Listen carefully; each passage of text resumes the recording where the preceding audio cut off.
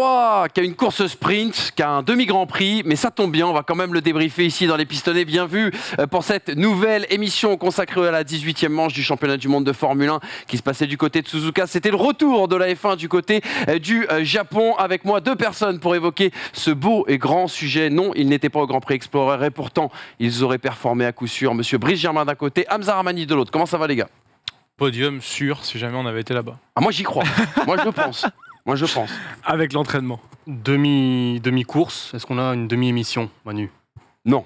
Ah là, le CGT. J'ai même l'impression que vous allez en dire encore plus. C'est plus les courses sont courtes, plus il y a de choses à dire. On a un timing et on a l'habitude de le respecter. Exactement.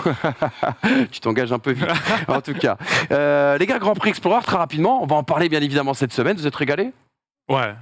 Je m'attendais pas à autant de professionnalisme alors pas de la part de Squeezie et son équipe, mais surtout en fait d'avoir pris le sport aussi au sérieux. Moi j'ai été subjugué par la manière dont ça a été fait, la réal, le monde en piste, le sérieux des personnes en piste parce que c'était pas des pilotes et ils se sont comportés comme des pilotes. Moi, je suis admiratif de ce qu'ils ont fait et bravo à Sylvain et bravo à Pierrot. Vous qui avez battu des Pielo au karting, est-ce que ça veut dire que vous auriez pu bien figurer et performer dans ce canon ? J'entendais, je crois que c'est le formateur des pilotes et notamment de Pierrot, j'avais regardé une de ses vidéos il y a quelques semaines, qui disait donc au GP Explorer qu'un mec comme Pierrot, après sa pole, c'est potentiellement milieu de tableau de F4 actuel, ou seconde partie de tableau. Voilà, moi je vois qu'il y a un baquet qui se libère chez Williams. Excuse-moi, tu sais gérer les pneus, tu sais gérer un transfert de masse vers l'avant, tu sais gérer une traction, tu sais gérer les passages de réparation. Sur Rahmani. Plus sérieusement, franchement, en Hyundai Tucson, plus sérieusement, je me suis pris à regarder ça avec beaucoup de plaisir. C'était très très bien. T'as tout dit au niveau de la réal, c'était assez propre. Et puis, subjugué par les performances de Pierrot. Surtout, moi, j'étais impressionné par la qualif, parce qu'en plus, il y a ce drapeau rouge qui fait que, du coup, il essaie de chauffer ses gommes pour avoir le tour parfait. Il y a le drapeau rouge qui arrive, et derrière, il se retrouve dans une situation, je crois, il restait 3 ou 4 minutes, donc à peine 2 tours de chauffe. Et juste derrière, il y avait, je crois que c'était Sylvain qui était déjà juste derrière. Enfin, ça joue à rien, et bravo Pierrot, mais franchement, c'est Sylvain qui nous fait une Charles Leclerc Suzuka 2019 avec son rétro cassé à gauche. Il n'y a pas de 130 R au Mans, mais ça aurait été bien qu'il le tienne pour essayer de voir Pierrot dans ses rétroviseurs. En tout cas, on a balancé quand même Pierrot dans le barco des pistonnets, dans une monoplace. Je suis pas peu fier. Voilà encore une nouveauté dans cette émission des pistonnets. On va balancer Manu en quart bientôt. Ouais, ça arrivera un jour, bien évidemment. En tout cas, les amis. Est-ce que vous vous êtes régalé tout autant sur ce Grand Prix du Japon ? Ça va être l'une des grandes questions, bien sûr, de cette vidéo. On regarde le résultat à l'arrivée de cette course. On a un champion du monde pour 2022. Il s'appelle Max Verstappen. 2e titre consécutif. Il réalise le back-to-back, bien sûr, pour sa 32e victoire en carrière, sa 12e de l'année. Il devance son coéquipier Sergio Pérez et Charles Leclerc, le pilote Ferrari. 2 Alpines dans ce top 10. Ocon qui réalise sa meilleure performance cette saison. Et puis, bien sûr, également Alonso qui termine quand même devant une Mercedes. 2 Mercedes aussi également dans ce top 10. Hamilton et Russell. Et puis, on notera aussi également la présence de Nicolas Latifi qui inscrit 2 points et de Lando Norris qui prend la 10e place. Tout ceci nous emmène naturellement, tout doucement, tranquillement, vers les 4 enseignements de ce Grand Prix du Japon.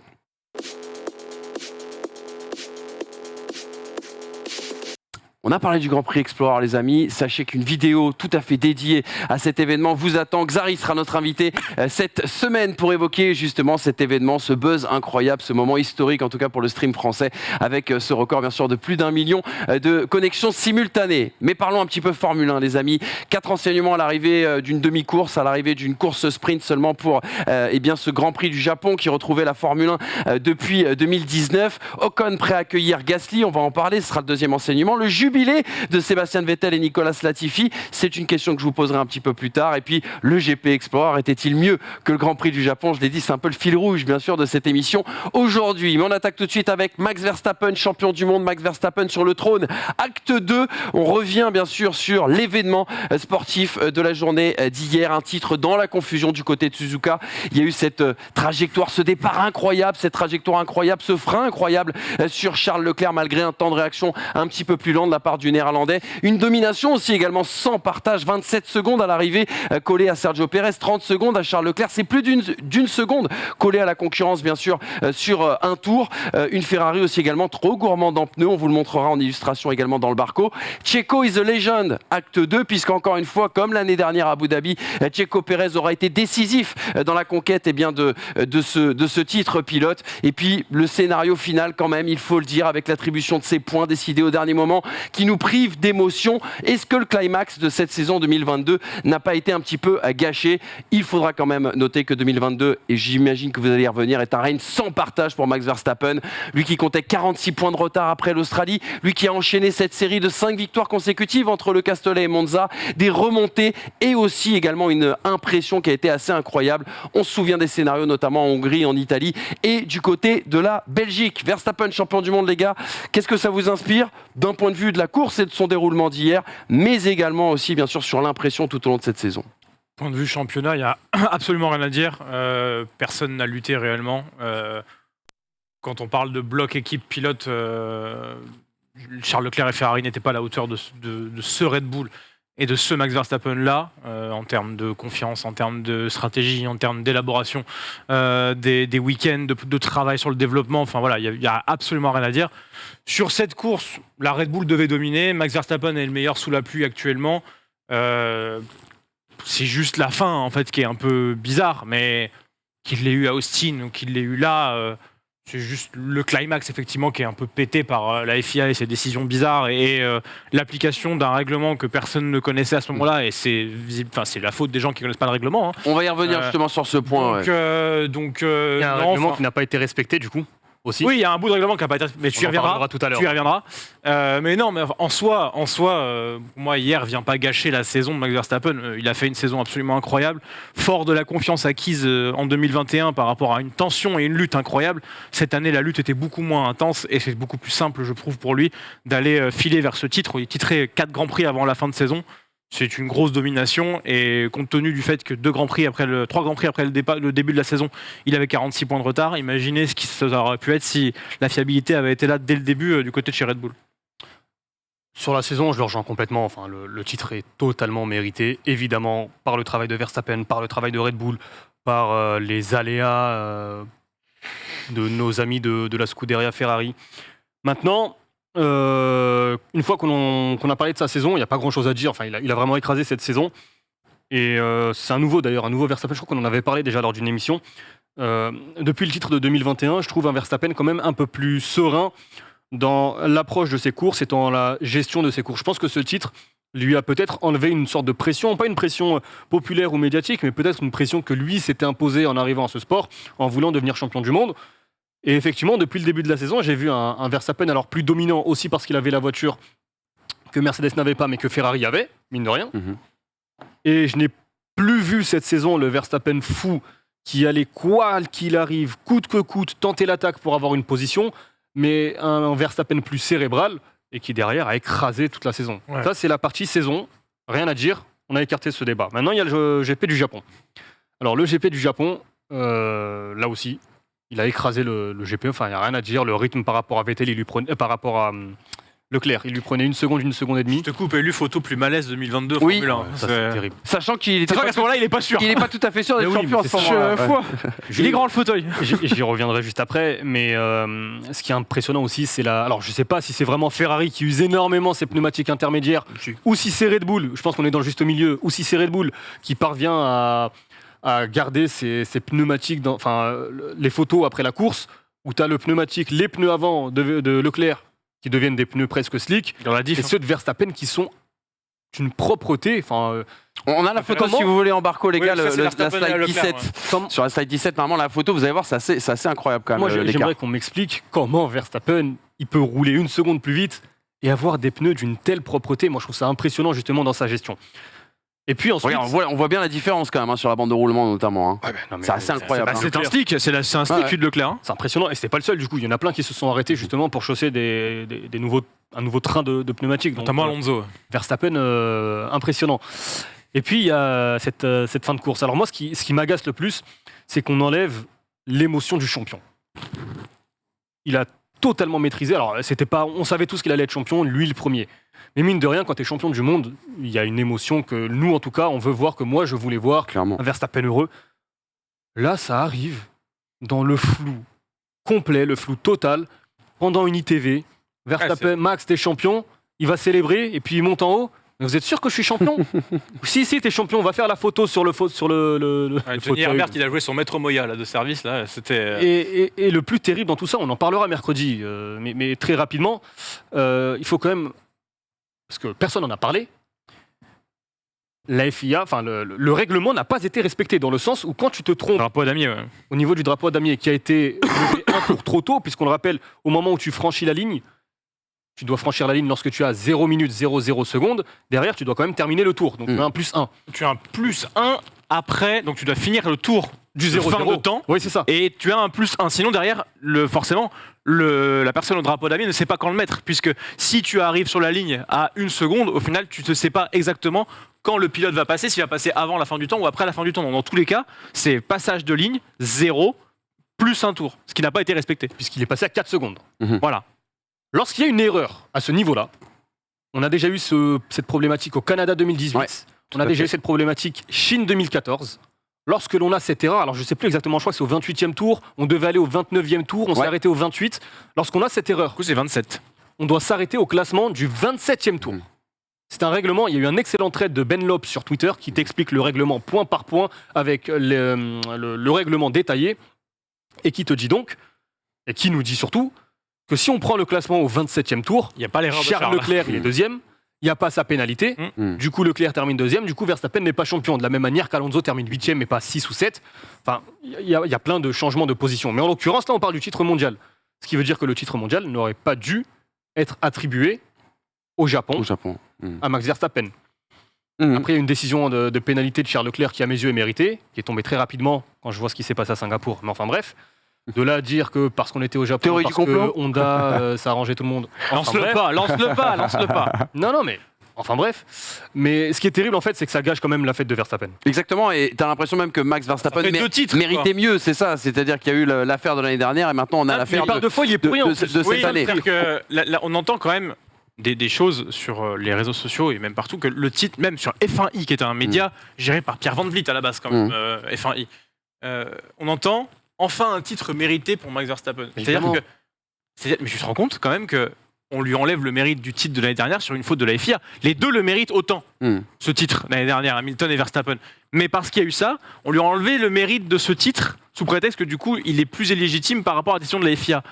Ça ne sera pas le cas cette année. Mais encore une fois, le moment où il est titré est entaché par une espèce de... Comment dire, de flottement, un moment vague où les règlements s'appliquent. Julien Febvre chez Canal n'est pas au courant, Sky Sports n'est pas au courant, visiblement sur la F1 TV ils sont plus au courant. Mais attends, Christian Horner et lui-même n'était pas au courant, ont déclaré ne pas être au courant, qui n'étaient pas au courant.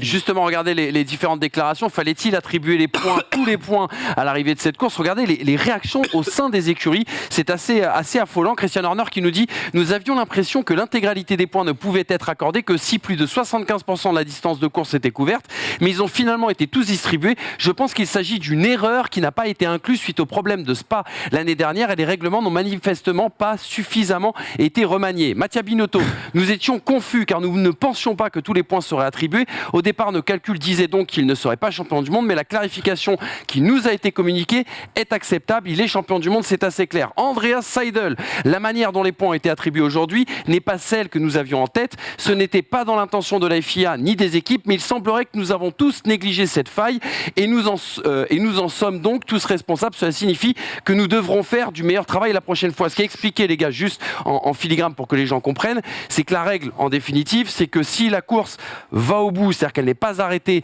par un drapeau rouge, c'est comme si en fait la course s'était passée normalement, même si elle est amputée de la moitié. Si elle avait été arrêtée sur un drapeau rouge, là, à ce moment-là, on aurait appliqué le barème décidé suite au problème de Spa. Si elle n'était pas repartie après un drapeau rouge. Mais je suis pas d'accord avec Andreas Seidel quand il te dit nous avons tous négligé. Si non, c'est que la règle est incompréhensible. Moi, j'ai le droit d'oublier ce détail. On a le droit de... Quand les journalistes F1 qui voyagent dans le paddock, ils ne sont pas au courant, bon, éventuellement, ils sont... Il y a une erreur, ils sont tous passés à côté. Ça peut arriver, vraiment, que tout se passe à côté. Mais là, les écuries elles-mêmes, les patrons d'écuries, ne connaissaient pas cette subtilité réglementaire. C'est que le règlement, il est mal fait. Et ce qui est terrible, c'est que ce règlement, je suis remonté dans les archives, je suis remonté jusqu'à 94. Donc cette petite faille réglementaire, elle existe depuis 1994. Le règlement, à l'époque, avait été publié le 30 octobre 93. Sauf que depuis, manifestement, jamais un cas de figure similaire s'était produit. Ce qui veut dire donc, aujourd'hui, on sait qu'une course peut durer 5 tours et avoir la totale attribution des points à partir du moment où tu reprends la course après drapeau rouge. Et si je te dis pas de bêtises, avant, il me semble que c'était 2 heures d'épreuve, 4 heures d'événement. Et maintenant que c'est 2 heures d'épreuve, c'était 4 heures avant. Ouais. Oui, maintenant c'est 3 heures. Maintenant, c'est 3 heures. Et depuis ça, en fait, j'ai le sentiment que dans tous les cas, la nuit tombait et qu'on arrêtait la course. 2 heures, 4 heures, en fait. Et que, du coup, le cas d'un drapeau rouge extrêmement long qui amène à reprendre sans faire plus de 75% de la course, j'ai pas souvenir que ce soit souvent arrivé. Donc du coup, peut-être qu'on n'a jamais eu le cas de figure qui se présentait. Non, mais tu aurais pu le prévoir après ce qui s'est passé à Spa. C'est ça qui est fou, en fait. À partir du moment où tu remets tout en question après Spa, ce cas-là, en tout cas, n'a pas été pris en compte. Mais personne ne l'a vu, quand on connaît le pointillisme des écuries pour aller chercher des détails de règlement sur tout, et qu'aujourd'hui, même l'homme qui est champion du monde avec son pilote, savoir Christian Horner, te dit on n'était pas au courant, on pensait que c'était pas ça. Ça ne devrait pas se passer comme ça. Non, tu connais quand même le mec, il peut être de mauvaise foi parfois quand même. Là, il vient nous dire très clairement, tant mieux, on n'avait pas vu.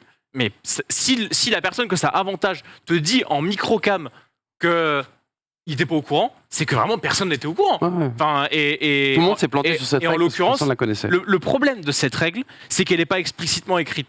Ce qui est explicitement écrit, c'est que de 0 à 50%, de 50 à 75 et de 75 à 100 en fonction du barème de points qui va être appliqué si la course ne redémarre pas. Mais du coup, ce qui est implicite dans cette règle, c'est qu'il y a un corollaire, c'est que si ça redémarre, on applique le règlement standard. Et il n'y a aucun moment dans la règle où il est écrit si ça redémarre, on applique le règlement standard. Ils ont juste dit pour les cas de course arrêtée par drapeau rouge qui ne repart pas. C'est un corollaire implicite j'en reparlerai mercredi. On a un débat assez long sur ça. Très rapidement, la belle histoire quand même pour Honda, 2015, Suzuka GP2 Engine. Exactement. Suzuka 2022, deuxième titre de champion.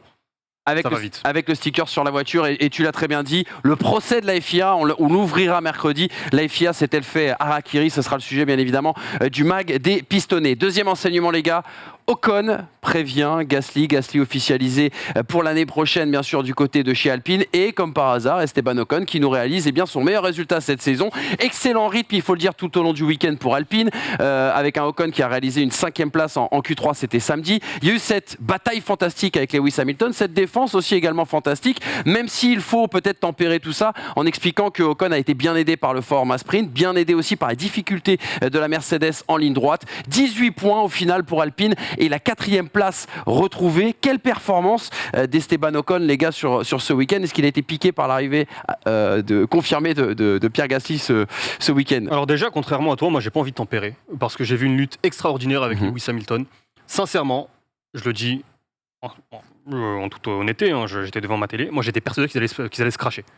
Plusieurs fois, ça passe. Moi j'aurais aimé, tu sais, la fameuse, tu sais, les caméras de recul que tu as dans ta voiture. Oui. J'aurais aimé la voir sur la lutte Hamilton. Le positionnement le plus proche possible du sol avec Lewis d'Esteban Ocon pour voir à quel point plusieurs fois Hamilton. J'étais persuadé qu'ils allaient se cracher et Hamilton a été impuissant. Parce qu'Ocon, il a parfaitement géré ses trajectoires. Il savait qu'en vitesse de pointe, il était plus rapide. Moi, franchement, j'ai été vraiment bluffé par sa course et sa défense, du coup, que j'ai revu en caméra embarquée. C'est affolant. C'est affolant. Sincèrement, j'étais agréablement surpris. Et c'est pas la première fois. Moi, je me souviens d'une course. C'était chez Manor, je sais plus en quelle année, mais ça devait être sa première saison. 2016, Interlagos. 2016 ouais. Interlagos, où pareil, il sort une grosse perf sous la pluie et termine aux portes des points.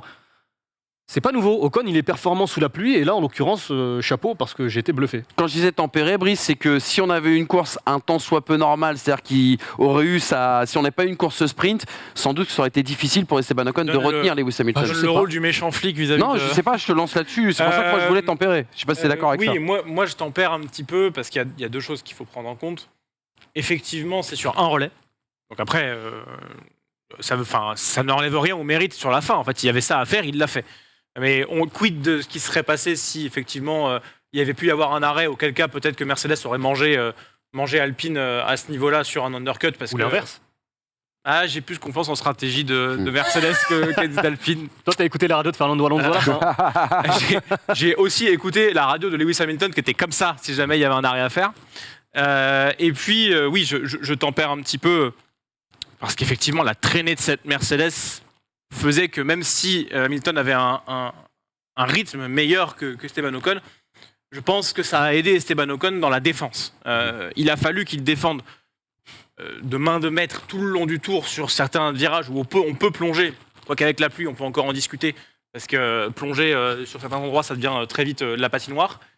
Mais là, en fait, dans ces endroits où normalement il devenait une proie pour la Mercedes n'avait pas la vitesse de pointe suffisante pour aller le chercher. Il y avait des écarts, je regardais les on-board, il y avait des écarts de 5 à 6 km/h pour l'Alpine, alors qu'il était à l'aspiration, alors qu'il ressortait mieux des virages parce qu'il avait plus de traction que l'Alpine. Donc, il n'y avait rien à tenter réellement pour Hamilton, si ce n'est un move assez kamikaze. c'est pour ça. Et Lewis Hamilton, je pense, ne veut plus trop tenter de move kamikaze. La défense a été très bonne. Sprint. C'est pas le format sprint qui est d'Ocon. Moi, je pense que si tu fais une course de 30 tours supplémentaires, avec un arrêt en évidemment, il y a des plus, par stratégies, exemple. Voilà, mais si c'est ça. Ocon s'arrête un tour avant Hamilton, moi, je suis persuadé qu'on peut avoir 30 tours avec le même scénario. Je pense que Mercedes aurait fait une stratégie pour le faire passer. se débarrasser d'Esteban Ocon à ce moment-là. Une petite réaction, celle de Lewis Hamilton. Il s'est régalé, Lewis Hamilton. Pas de frustration, c'est ce qu'il dit à l'arrivée de ce Grand Prix du Japon.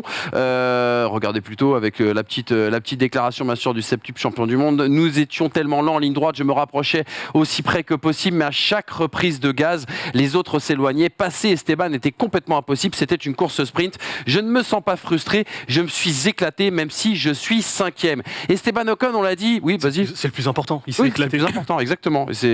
On est heureux, en tout cas, de l'entendre Non, mais dire. parce que je me rappelle de Verstappen. Attends, on n'est pas au GP Explorer. Attends, il faut performer. Verstappen disait, et j'étais assez surpris, il disait moi, j'ai pas pris de plaisir à conduire alors qu'il y avait beaucoup de dépassements, il y avait des trucs à tenter.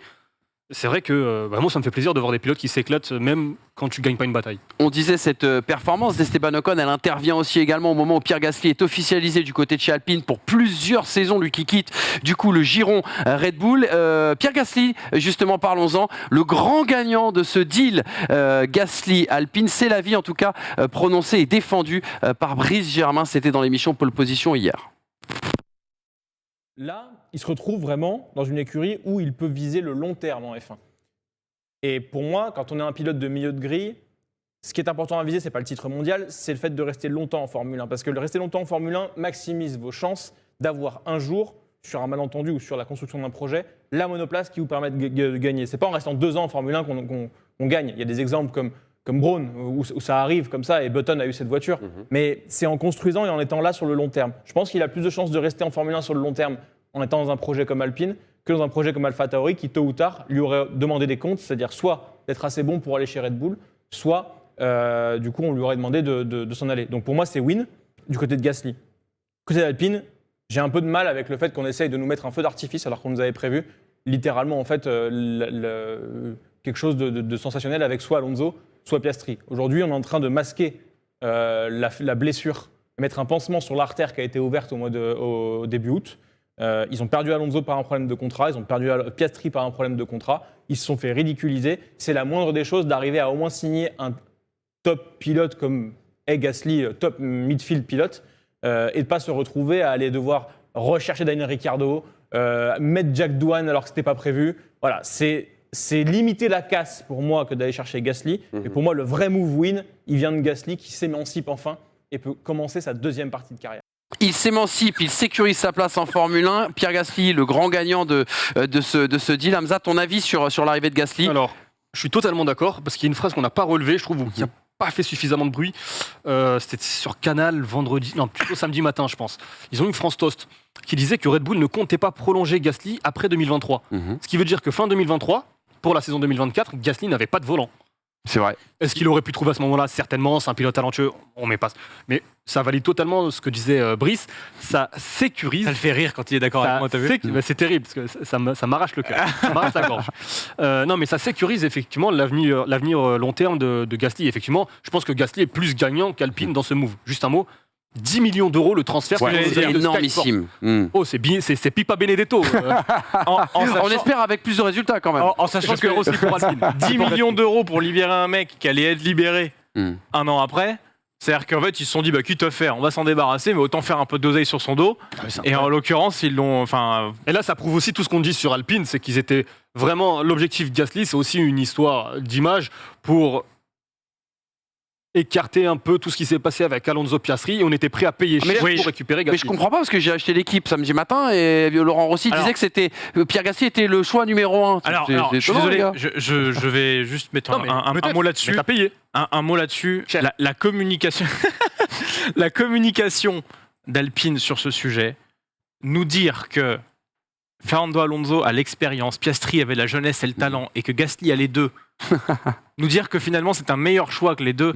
Pardonnez-nous, mais c'est se foutre de la gueule du monde. Mais modèle géant.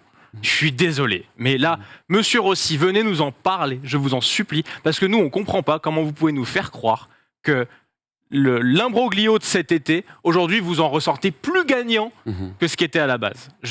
Pour moi, c'est encore une fois un feu d'artifice mis aux yeux de la France, des Français et des supporters d'Alpine. C'est très bien que Gasly soit là, mais qu'on ne vienne pas nous faire croire que c'est un meilleur move et que limite c'était prévu de foutre le bordel au mois d'août, de pas réagir, de laisser Safnauer en première ligne et que Laurent Rossi arrive en septembre. Écoutez, je vais vous expliquer la vie et je vous offre Pierre Gasly. Ah oui, c'est Juste un mot tout à l'heure, je sais plus qui parlait de plan A. C'est plan B. Je sais pas si c'est vrai ou si c'est faux. En tout cas, les médias allemands, et ça a été aussi confirmé par Ralf Schumacher, disaient que la priorité pour Alpine, c'était Sébastien Vettel. Ils ont essayé de faire sortir Sébastien Vettel de la retraite. Vrai, faux, j'en sais rien. Jamais. Je rapporte les plans les plus l'information. compliqués, tu sais. Et moi, en vrai, j'aurais été moi aussi. Vettel chez Alpine, Mais en tout cas, ce qui est sûr, c'est que c'est une très bonne chose de ne pas avoir entre guillemets assumé le camouflet jusqu'au bout, d'avoir fait revenir un Ricciardo, d'avoir propulsé un Douane qui n'était pas forcément prêt. Là, on sent que c'est un choix. En tout cas, ils ont repris la main sur le choix qu'ils ont fait en prenant Gasly et ils n'ont pas subi, entre guillemets, la loi du marché, à savoir, qui reste Ricciardo, Douane, ou on ne sait pas. Là, vraiment, ils sont activés sur le marché des transferts, quitte à payer, mais mine de rien, ils en ressortent. Ils ont limité la casse. Ocon, Gasly, 2 hommes et un coup fin. Oui, je ne suis pas peu fier de cette petite titraille. Hommage bien sûr aux années 80 pour les plus jeunes qui nous regardent et qui n'auraient pas la référence. C'est l'émission à retrouver sur la chaîne Winamax sur ce dossier, l'arrivée de Pierre Gasly. On parle aussi, on évoque la rivalité entre Ocon et Gasly. Est-ce que ça peut être un problème ou est-ce que ça peut être justement un levier pour Alpine? C'était le grand sujet. Émission à retrouver donc sur la chaîne Winamax, les amis, pour être complet sur ce thème. On fonce tout de suite sur le 3e enseignement avec peut-être 2 jubilés auxquels on a assisté ce dimanche. Le jubilé de Sébastien Vettel qui a été pilote du jour, le jubilé du paradoxe Latifi. Commençons déjà sur Vettel, le magnifique en qualification, lui qui a accroché la Q3 et cette 9e position, lui qui a été piégé aussi par l'aquaplaning et une collision avec Fernando Alonso au départ qui aurait pu complètement ruiner sa course puisqu'il est reparti dernier, mais derrière il y a eu le drapeau rouge qui a sauvé quelque part sa course et aussi également une bonne stratégie avec ce passage aux intermédiaires anticipé dès le restart. C'est son 2e top 6 mine de rien à Sébastien Vettel cette saison pour 11 millièmes sur Fernando Alonso. C'est arrivé comme ça sur la ligne. 2e top 6 après sa performance bien sûr de Bakou. Et puis touchons un mot les gars de Latifi. Paradoxal Latifi qu'on a souvent raillé un petit peu, bien sûr, à travers ses mauvaises performances, lui qui a quand même été proactif dans sa stratégie, parce que c'est lui qui demande à son stand de passer des intermédiaires au restart. Lui qui termine à une 9e position avec des gommes complètement à l'agonie. Et puis, le paradoxe, pourquoi? Parce qu'on dit souvent qu'exceller en conditions pluie est un révélateur de talent. Et mine de rien, encore une fois, les conditions étaient difficiles. Et encore une fois, Latifi nous a offert une très très belle performance. Votre avis sur ces 2 perfs? Est-ce qu'elles se limitent uniquement à l'explication de la stratégie ou est-ce qu'on peut quand même saluer la prouesse de ces 2 garçons? Dans tous les cas, la stratégie, certes, impacte beaucoup, mais il faut tenir les voitures sur la piste sous la pluie à Suzuka. Il faut réussir à ne pas se faire dépasser parce que Latifi n'a pas le potentiel monoplace pour garder sa voiture en P9. Il l'a fait, chapeau à lui. Et je trouve ça très bien qu'il marque sa fin de carrière par une performance comme ça. Super. Mais même si je trouve ça anecdotique quand même sur l'ensemble de sa carrière en Formule 1. Maintenant, Sébastien Vettel, moi, j'ai de plus en plus de regrets sur ce mec. C'est ouf. Mais c'est un truc de fou. Quand je vois ce qu'il fait, je me dis que Ferrari l'a mis en cage. Ferrari, ça a été un lion en cage. Quand je me suis amusé à regarder des photos de podium, d'attitude dans les garages chez Red Bull. Et là, c'est Tom Hanks dans Seul au monde. Ouais. Ouais. Enfin, en fait, c'est un pilote qui a été détruit par la Scuderia. Pour moi, vraiment, je Un vois compétiteur même. mais c'était un acharné. Il lâchait rien. Il y avait rien de laissé au hasard. Et quand on voit la déliquescence qu'il y a eu chez Ferrari ces dernières saisons, où on parle Vettel Spin Master, enfin, on ne respecte plus un quadruple champion du monde à ce moment-là quand même. Il va chez Aston Martin, il n'a pas le package, il fait des performances mais qui sont anonymes. Et quand je vois quand son package fonctionne, quand il a envie, quand il y a une piste qui lui plaît, mais c'est un pilote de maestria. Et ça me dégoûte de me dire que sa carrière a ce trou au milieu qui lui a pas permis, alors pas forcément d'avoir plus de titres, mais c'est un mec qui nous a régalé toute sa première partie de carrière. Et je suis dégoûté de me dire que en fait, ce mec s'en va et est capable de ça. Il mérite son baquet plus que certainement certains d'autres pilotes qui sont sur la grille. Et Son coéquipier. son coéquipier, non mais il mérite. L'argent, c'est du Il a fait un mérite. super départ quand même. Enfin, voilà, Cette photo, elle rentre dans l'histoire de la F1 pour moi. Elle est extraordinaire. Elle est on n'est extraordinaire. pas sur la grille, on n'est pas sur la ligne. Mais, mais presque. Mais dans les faits aussi, ça rentre dans l'histoire pour toi cet écart. Non, pas dans l'histoire de la Formule 1. Non, mais de l'histoire contemporaine, récente, mais ça peut être. 6 titres de champion du monde qui se battent pour des places anecdotiques comme ça par coup de stratégie à Suzuka. Mais merci quoi. Merci. Et merci la réalisation de nous avoir fait rater ce moment d'histoire. Extraordinaire réalisation encore. Depuis le début de saison, je les ai assez épargnés alors qu'il y avait. Mais là, c'est la goutte d'eau. Sincèrement, enfin, c'est l'une des plus belles luttes que moi j'ai vues, l'un des plus beaux finishes que moi j'ai vu de mon vivant. Je regardais 11 millième, on a retrouvé des écarts. Alors entre vainqueurs, il y a le GP d'Italie 71 entre Ronnie Peterson et je sais plus qui était dixième, truc comme ça. qui était le Andretti, vainqueur. peut-être, non, je sais pas. Non, il y a Gettin, je crois. Bref, il y avait 10 millième à l'époque. Il y a Stroll Bottas. États-Unis 2002. Barrichello Schumacher, Ouais. il y a 11 millième. Et bon, ça a été un peu trafiqué, ouais. Stroll Bottas en Azerbaïdjan, je crois, il y avait 1 dixième. Ou là, on est à 11 millième. Enfin, 11 millième, je sais même pas ce que ça représente si tu fais. À l'œil nu, je sais pas si tu peux le voir. C'est fabuleux. Ça me rappelle la lutte Massa en 2007 à Fuji, même si à la fin Massa il a complètement coupé. Mais il y avait une bagarre de pilotes sous la pluie. Purée, ça c'est tout ce qu'on aime voir. Et quand tu te dis qu'il y en a un qui est en fin de carrière et l'autre qui s'en va à la fin de saison. Et la réalisation, dommage, hein. Pour revenir sur la réal, ils nous ont fait rater ça, mais pas seulement. Ils nous font rater un dépassement d'Alonso sur Norris au 130R. Ils nous font manquer un dépassement d'Alonso sur Russell au dernier tour au virage 1. Ils nous font rater un dépassement de Russell sur Norris ou sur Latifi, un des deux, ou bien ils nous le mettent juste en petit, sans ralenti, sans rien. Réalisation catastrophique. Et pour revenir sur Sébastien Vettel, je te rejoins totalement. C'est là où j'aurais vraiment aimé le voir du coup chez Alpine, parce que ça aurait pu donner. Moi, je suis sûr qu'avec une voiture performante, j'en étais pas sûr il y a quelques mois, mais si tu lui donnes effectivement cette voiture performante, et j'espère qu'il l'aura au moins sur cette fin de saison qui nous fasse kiffer. Et concernant Latifi, tu l'as très bien dit dans le Barco et à la radio, c'est clair, il demande l'intermédiaire. C'est le premier pilote qui demande les pneumatiques intermédiaires. Ça a marché. Alors je ne sais pas si c'était une prise de risque ou si vraiment lui se sentait à ce moment-là. Parce qu'effectivement, et là on en revient à ce que disait sur Sky Sport, parce qu'encore une fois, j'ai regardé le Grand Prix sur F1 TV. Sur Sky Sport, il y a Christian Horner sous drapeau rouge qui disait le plus important, ce sera surtout de savoir quand passer les intermédiaires. Ouais. Parce que les pneumatiques pluie, ce ne sont pas des pneumatiques de performance, ce sont des pneumatiques de survie. Et il disait que sur un GP, alors avant le drapeau rouge, parce qu'on le sait maintenant après, mais pendant le drapeau rouge, avant la reprise, il disait que le pneu intermédiaire peut te faire gagner 4 secondes au tour à Suzuka. 4 secondes. Donc effectivement, est-ce qu'à ce moment-là, Latifi, il se dit c'est un pari, si ça marche, tant mieux, si ça marche pas, tant pis, ou est-ce qu'il sentait vraiment qu'il y avait la performance à aller chercher? En tout cas, bravo à lui, et je suis content quand même qu'il quitte la F1 avec, pas avec un 0 pointé sur une saison. Dernière petite chose sur Latifi, je fais vite fait. Vas-y. Il a tourné dans le rythme des McLaren, non? Ouais, quand même. C'est vrai. Parce que là, on sait que c'est sa fin de carrière en F1, oui, clairement, pas chez As, voilà. J'ai le sentiment, avec le recul sur ce mec, qu'il a été... Alors, je dis pas qu'il avait le talent pour être un grand pilote, mais j'ai l'impression qu'il a été bouffé dès le départ par son statut de pistolet.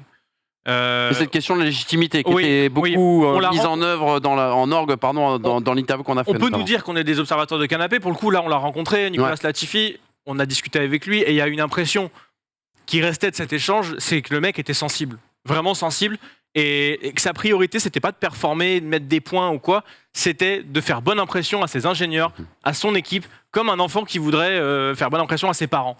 Et qui savait qu'il avait des difficultés à gérer son package, que l'arrivée en 2022 était compliquée pour lui parce que ses monoplaces lui allaient pas, et qu'on avait le sentiment de comprendre qu'il y avait un poids psychologique sur lui. Et visiblement, avec Silverstone et avec Suzuka, l'arrivée de la pluie, le nivellement des monoplaces, peut-être le libérer d'un poids en se disant bah là, j'ai peut-être autant de chances que les autres de faire quelque chose. Et peut-être qu'il y a une décrispation dans le pilotage, mais en tout cas, c'est certainement pas anodin si ces 2 meilleures performances de l'année se retrouvent en qualification à Silverstone, tiens sous la pluie, et à Suzuka en course, tiens sous la pluie. J'aimerais bien voir Interlagos sous la pluie, moi. Donc, ça sera un bon test. je dis pas que du coup ça a révélé le talent de Nicolas Latifi, mais ça a peut-être débloqué un certain mal-être, je sais pas, encore une fois, mais c'est en tout cas ce que j'ai ressenti chez lui quand on a discuté avec lui pendant ce quart d'heure qu'on a eu avec lui chez Williams. Et voilà, je me dis que peut-être que la pression psychologique l'a bouffé finalement. Très rapidement, on est obligé d'en parler. Le départ de Stroll. Incroyable. Extraordinaire. Là Les risques qu'il a pris. Et l'analyse aussi qu'il y a derrière. C'est-à-dire qu'il voit qu'il y a une bande qui est sèche, en fait, aussi. J'y vais. Ouais, je sais pas. Non, elle n'était pas sèche. Lui, il dit ça. Il dit il y a une partie qui était plus sèche et c'est l'endroit où je me suis faufilé. Ça devient factuel que Stroll est meilleur sous la pluie. Enfin, il est performant sous la pluie. Écoute, il y a quand même une pole. Une pole, c'est pas anodin. Donc, Là, Istanbul, dans des conditions, c'est pas seulement sous la pluie, c'est dans des conditions où. Il y a 0 grip. Ah, mais lui, quand elle chasse de l'arrière, sa voiture, mais il se révèle en artiste. Je sais pas pourquoi, mais ce départ, il y voit rien. Il gagne quoi 5 positions, je crois, au départ. Ouais, maestria de départ de la part de l'extraordinaire. Est-ce que c'était le dernier coup d'éclat de Nicolas Latifi et de Sébastien Vettel? Juste une petite réaction pour boucler ce 3e enseignement. Regardez ce que nous dit notamment Nicolas Latifi. Ce résultat fait du bien, mais je ne suis pas sûr que ma situation aurait changé s'il s'était produit avant que mon futur ne soit décidé. L'équipe demandait de la constance sur toute la saison et pas seulement un bon résultat, mais c'est bien sûr un boost avant la fin de cette aventure. Et puis Sébastien Vettel qui nous dit « Ce fut un week-end de rêve. Pour nous, marquer 8 points est un méga résultat. Je suis triste d'avoir piloté ma dernière course ici, mais ce fut un week-end merveilleux. Et à tous les fantastiques fans de Suzuka, je ne peux que dire merci. 2 jubilés donc ont eu lieu lors de ce Grand Prix du Japon. Toute dernière chose, Sébastien Vettel met 8 points. Aston Martin a mis 14 points, je crois, le week-end dernier. Ils sont gentiment, après avoir fait un début de saison catastrophique, sont gentiment en train d'aller chercher la 6e place au championnat, puisqu'Alfa Romeo a mis 51 points lors des 9 premiers Grands Prix, 1 point lors des 10 derniers Grands Prix. Donc ça ne développe pas du côté de chez Alfa Romeo, pareil du côté de chez As, et là chez Aston Martin, on va gentiment aller chercher la 6e place. 7 points d'écart entre Aston et Alfa. Latifi, sur ce GP, il a marqué plus de points que Alpha Tauri, je crois, et Alfa Romeo sur les 6 ou 7 derniers GP. J'ai lu ça. Alfa Romeo, c'est 1 depuis Silverstone. Ouais, la série est terrible pour Alfa Romeo qui a disparu complètement du circus F1, en tout cas de la réalisation. Toi qui nous en parles souvent, Hamza, c'est vrai qu'Alfa Romeo, on les voit jamais pour les bonnes raisons. Dernier enseignement, les amis, cette question un brin provoque. Est-ce que finalement, on n'a pas passé un meilleur moment devant le Grand Prix Explorer que devant ce Grand Prix du Japon? Avec quand même des enseignements sérieux. Les F1 modernes, vraisemblablement, n'aiment pas la pluie. De moins en moins de visibilité depuis le cockpit. Beaucoup de pilotes s'en sont plaints. Des full wet critiqués et boudés par les équipes. Sébastien Vettel en a encore parlé ce week-end. Ce spread de plus en plus important avec ces F1 2022 et cet effet de sol qui ont clairement nui à la visibilité. On a vu des on-board absolument lunaires hier au départ de cette course. Et puis, ces voitures très rigides, très pataudes, comme nous l'ont expliqué notamment Mick Schumacher et Nicolas Latifi. 40 minutes de course et des questions. Est-ce que les pilotes sont devenus trop frileux aussi également lorsqu'il pleut? C'était l'avis notamment de Jacques Villeneuve. L'hérésie d'un Grand Prix du Japon lors des saisons de pluie, pardon. Et puis une question plus large, les gars. Est-ce qu'on pourrait pas à un moment donné reporter un Grand Prix comme on reporte un match de football par exemple? Parce que franchement, est-ce que les 40 minutes de course hier n'étaient pas un peu une hérésie, une mauvaise blague, en tout cas quelque chose de ridicule?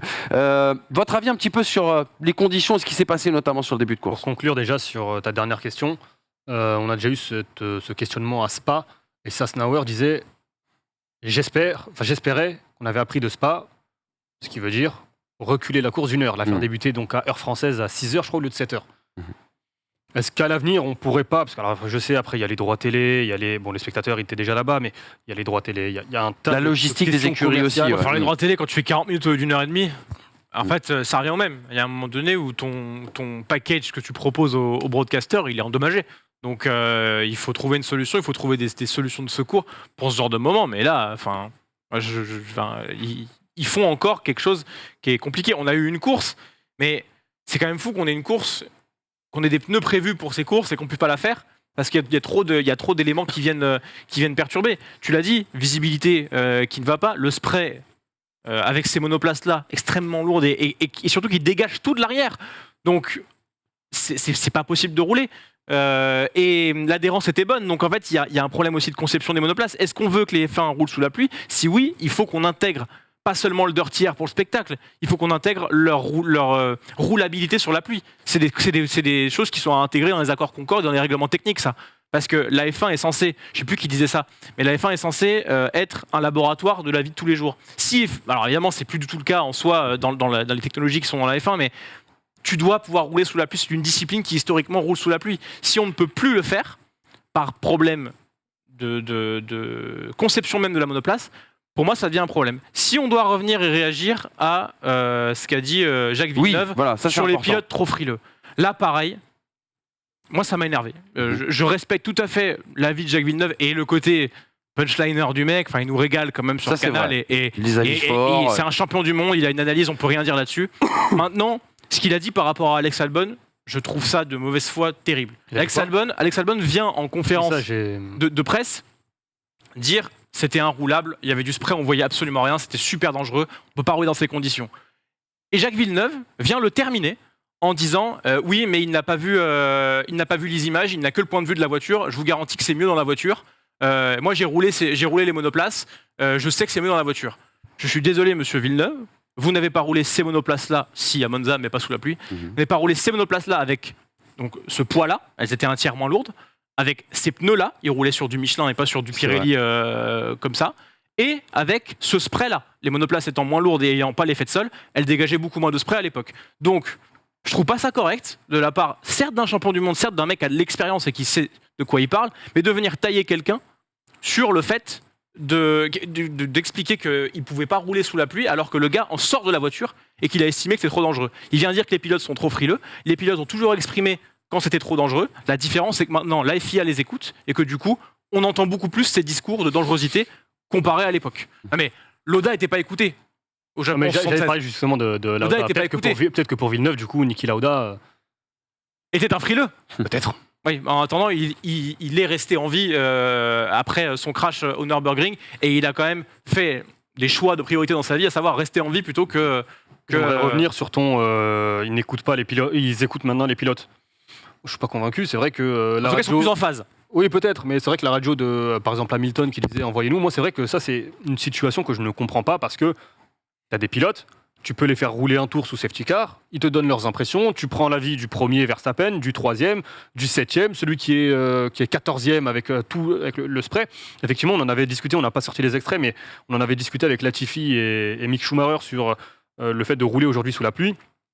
Et il t'explique effectivement que c'est compliqué parce que les voitures dégagent plus d'eau, que les pneus sont évidemment beaucoup plus larges qu'à l'époque notamment de Jacques Villeneuve, mais aussi de l'époque Mais d'avant. évacue-moi, excuse-moi de faire une petite parenthèse, c'est Max Verstappen qui a dit qu'il avait testé des voitures de la fin des années 90, notamment pilotées par son père, et du début des années 2000, et il dit que ce qui est étonnant, c'est que les pneus de cette époque-là rejetaient, on va dire, ne gardaient moins d'eau, en tout cas offraient plus d'adhérence en conditions de pluie. Donc ce qui veut dire... Il y a un problème Pirelli aussi.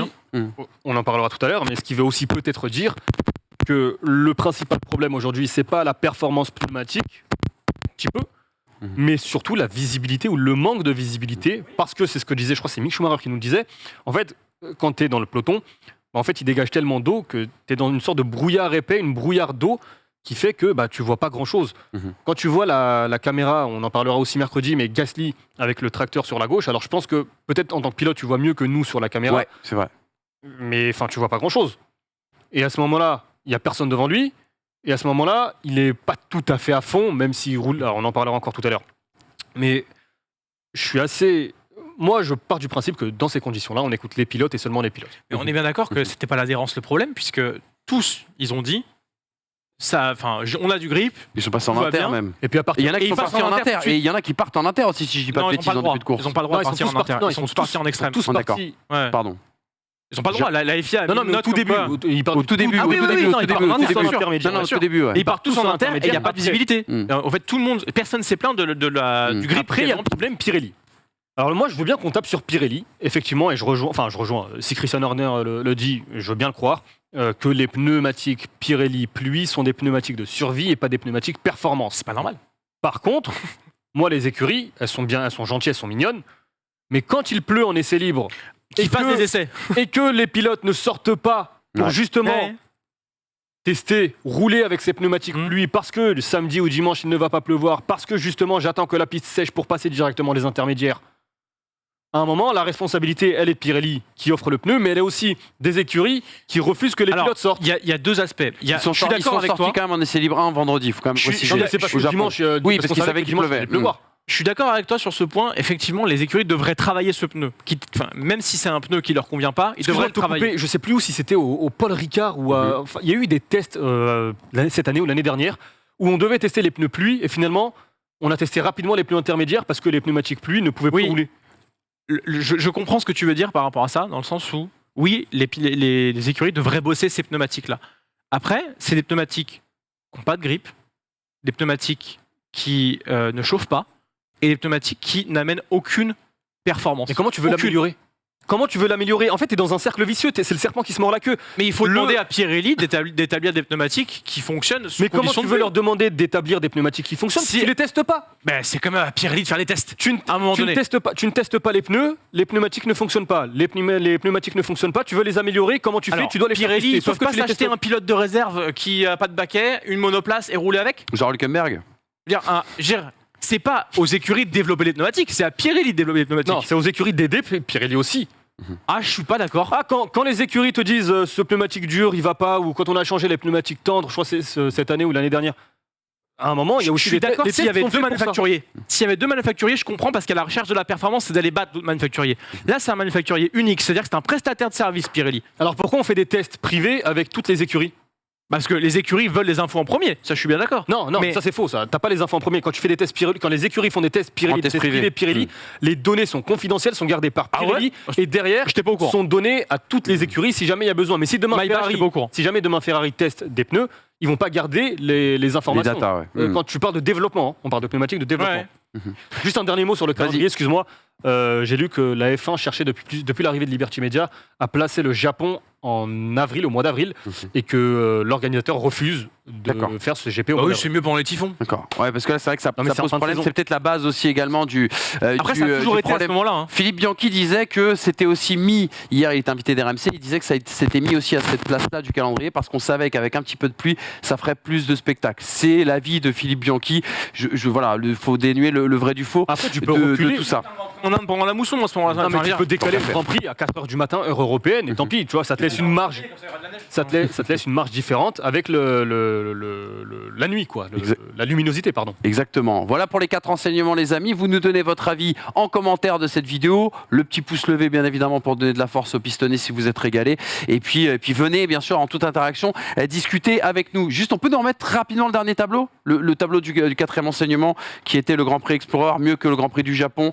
On va la retrouver tout de suite. Regardez cette belle photo. Piero Despiello sur le podium. Paulman, bien sûr, du côté du Grand Prix Explorer. On va en parler du Grand Prix Explorer. Ce sera cette semaine avec l'ami Xari qui va nous rejoindre en plateau pour débriefer ce Grand Prix Explorer et cet événement, on l'a dit, qui va rentrer dans l'histoire, qui est rentré dans l'histoire du stream. Est-ce qu'il rentre dans l'histoire du sport automobile ? Ça, c'est une question que je vous poserai, bien sûr, cette semaine avec le copain Xari qui sera donc en plateau. Les amis, avant de se quitter, un petit point sur le classement du championnat du monde des conducteurs et des constructeurs avec il me fume depuis 4 ans à dire conducteur. Bah oui, conducteur, voilà, c'est à l'ancienne. Les chauffeurs. Bah non, conducteur, c'est pas péjoratif. Verstappen est champion du monde. Regardez, 366 points en doré. Deuxième titre pour Max Verstappen. Sergio Pérez à la deuxième place, 1 point devant Charles Leclerc. Russell aussi également qui est devant Sainz. Hamilton qui se rapproche aussi du pilote espagnol. Et puis du côté des teams, Red Bull largement en tête devrait être titré au constructeur. Quoique, on attend aujourd'hui le rapport de la FIA concernant le cap budgétaire. Bref, je n'en dis pas plus. Ferrari 454 points, Mercedes 387 et puis vous en avez parlé, ça se resserre entre Alfa Romeo, Aston Martin et le reste du peloton. Alpine reprend sa 4e place. En 5 secondes pour me corriger, tout à l'heure je disais que Latifi a pris plus de points que Alpha Tauri et Alfa Romeo. Non, c'est que Alfa Romeo et que As sur les 7 dernières courses. Exactement. Correction faite, fin de cette émission. Merci d'avoir été avec nous. N'oubliez pas le rendez-vous, le Grand Prix Explorer, le grand débrief avec Xari. Et puis mercredi, le MAG aussi également, le procès de la FIA. Est-ce que la FIA s'est fait à Rakiri ? Ce sera le gros sujet. Et je pense qu'il y aura des avis très énervés sur ce plateau. On en parle mercredi à partir de midi. Salut les amis, bonne journée. Ciao.